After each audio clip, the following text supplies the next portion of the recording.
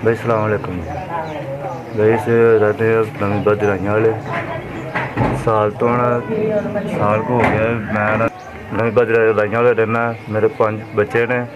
मैं छोटा जिहा कारोबार किया तो यदा 250-300 रुपया दिहाड़ी का सर्कट होंदा है तो ये गुजारा करना होंदा है। गैस का बिल, बत्ती का बिल। तो अज थोड़ा किसी भाई ने समान पैसे दिते थे तो आखे अपना काम चला लै। मैं साल हो गया जख्म होया सी, कख लग गया नीहां दे विचों ते इंज करके ना मैं सर्कट चलाने तो गुंजाइश नहीं इन्नी हैगी। कख की वजह तो ना मैं नीहां च कम्म करना ते नहीं कोई कम्म भारा होंदा ते छोटा जिहा निज़ाम चलाया बच्चों के टुक्कर वास्ते। सौदा थोड़ा है, ज़्यादा सौदा होएगा ज़्यादा बचत आएगी। बच्चे सोहनी रोटी खाएंगे, तुहानूं दुआवां देणगे। मेहरबानी।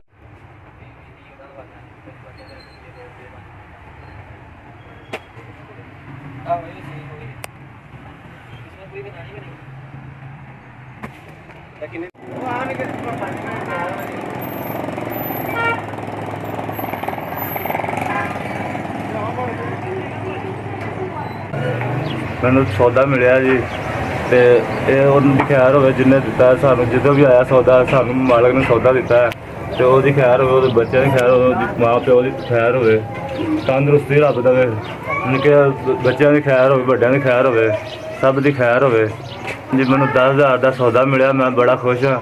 मेरे इन्हें ना दुकानदारी सैट हो जाएगी। मेरे बच्चों ने रोटी तुर पेगी सोहनी, बच्चे रोटी खाना, बच्चे स्कूल जाना पे, सर्कल सोना चलेगा। जिंदगी रल मिल के असीं दुआवां देंगे। SB वालियां दा बड़ा शुक्र अदा करना जिन्हें मेरे तक सौदा पहुँचाया है। SB वालियां दा शुक्रिया अदा करना बहुत बहुत।